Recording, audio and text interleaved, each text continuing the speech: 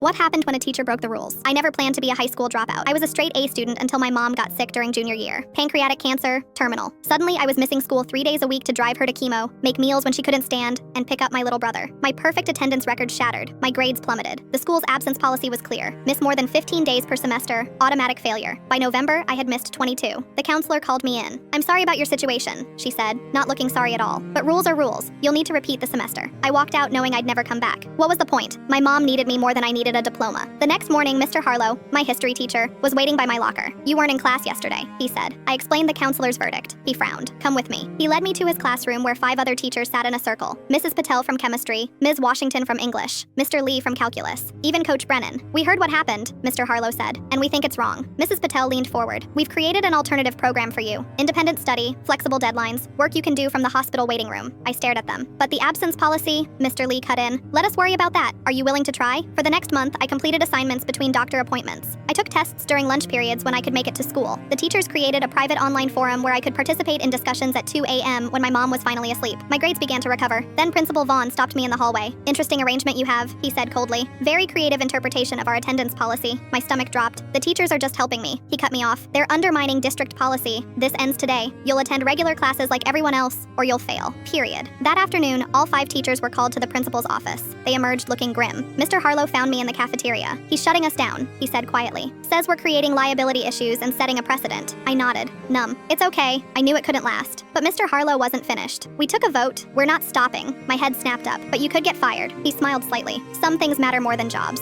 The next day, a substitute teacher appeared in Mr. Harlow's class, then in Mrs. Patel's. By week's end, all 5 teachers had been suspended pending review. Word spread quickly. Students began wearing homemade badges. "Stand with the 5." Parents flooded the next school board meeting. "My daughter has severe migraines," one mother testified. These teachers created the first learning environment where she wasn't punished for her medical condition. A father stood next. "My son works 2 jobs to help support our family." These teachers recognized his reality instead of forcing him to choose between education and survival. More parents followed. More stories. The meeting lasted until midnight. 3 days later, the superintendent called an emergency press conference. "We're implementing a new compassionate attendance policy," she announced, "and reinstating the 5 teachers who reminded us what education is truly about." My mom died 2 months before graduation. All 5 teachers came to her funeral. When I walked across the stage to receive my diploma, the entire auditorium stood. Not for me, for her, and for the teachers who refused to let the system push me out when I needed it most.